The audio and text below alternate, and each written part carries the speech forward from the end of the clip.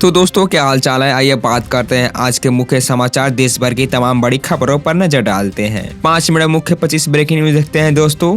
भारत माता की। राज्यसभा सांसद उपेंद्र कुशवाहा ने राहुल गांधी पर विदेश यात्राओं और गैर गंभीर राजनीति का आरोप लगाया। उन्होंने कहा कि राहुल की शैली से कांग्रेस की दुर्गति हुई है। संघ पर लगाए गए आरोपों की बुनियाद बताया और कहा कि बिहार में SIR मुद्दे पर जनता ने उन्हें जवाब दे दिया। अमेजन ने भारत में 2030 तक अब $35 अरब निवेश की घोषणा की है, जिससे AI तकनीक, लॉजिस्टिक, डेटा इंफ्रास्ट्रक्चर और निर्यात क्षमता को नई मजबूती मिलेगी। कंपनी के अनुसार यह निवेश 10 करोड़ नौकरियों पर प्रत्यक्ष और अप्रत्यक्ष प्रभाव डालेगा। बिहार में बुधवार को लगातार 2 जगहों पर बड़े वारदातों का अंजाम दिया गया। एक जहां बेगूसराय में जदयू नेता की हत्या हो गई, तो वहीं औरंगाबाद में राजद नेता पर अपराधियों ने गोली चला दी। घटना के पीछे कई वजह सामने आ रहे हैं। कांग्रेस सांसद और लोकसभा के नेता प्रतिपक्ष राहुल गांधी 15 से 20 दिसंबर तक जर्मनी दौरे पर जाने वाले हैं। राहुल के दौरे पर राजनीति शुरू हो गई है। बीजेपी ने दौरे को लेकर बड़ा हमला बोला है। इधर बीजेपी के हमले पर कांग्रेस ने पलटवार किया है।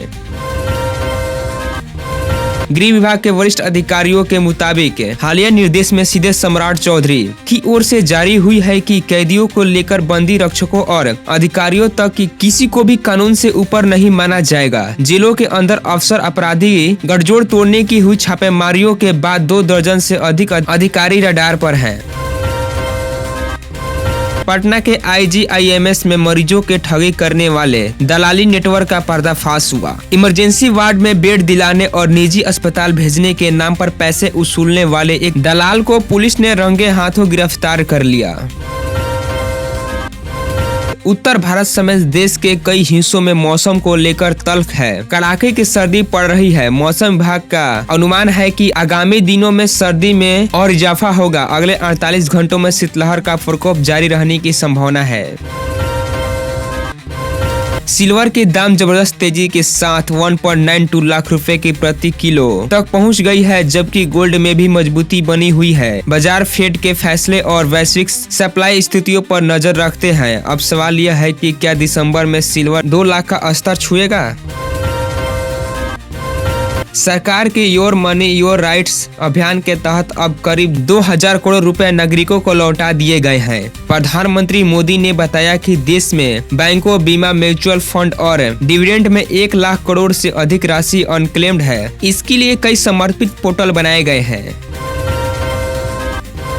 SBI के DM अश्वनी कुमार तिवारी ने कहा है कि UPI भुगतान को रोकने या फ्रीज करने का निर्णय केवल RBI और NPCI ही ले सकते हैं। डिजिटल फ्रॉड बढ़ने के बीच UPI ट्रांजैक्शन को अस्थायी रूप से रोकने के सुझाव पर चर्चा चल रही है।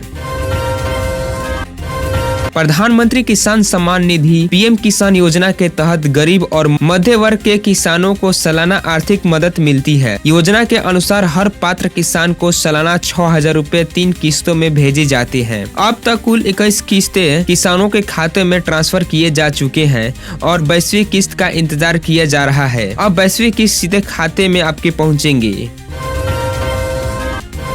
बिहार के उप मुख्यमंत्री विजय कुमार सिन्हा ने भूमि माफियाओं और उन्हें संरक्षण देने वालों को सख्त कार्रवाई के संकेत दिए हैं। उन्होंने विभाग की पारदर्शिता बढ़ाने, लंबित मामलों को मार्च तक निपटाने और दाखिल खारिज को प्राथमिकता देने की बात कही। 12 दिसंबर से भूमि सुधार संवाद कार्यक्रम शुरू होगा, जिसमें लोगों की जमीन से जुड़ी समस्याओं का तत्काल समाधान किया जाएगा। सूबे में नई सरकार के गठन के बाद ही शहरों में सरकारी जमीन पर अवैध कब्जा करने वाले लोगों के खिलाफ पटना से लेकर पूर्णिया तक, गोपालगंज से लेकर गया तक सरकारी कार्रवाई हो रही है। सरकार का बुलडोजर लगातार अवैध अतिक्रमणों को तोड़ रहा है। बिहार के मुख्यमंत्री नीतीश कुमार के एक्शन मोड में आ गए हैं। उन्होंने अपने सरकारी आवास और कार्यालय पर बैठक किए जा रहे हैं। प्रदेश में 430 योजनाओं की स्वीकृति दी गई है। इसके साथ ही काम को समय पर पूरा करने का आदेश दिया गया है।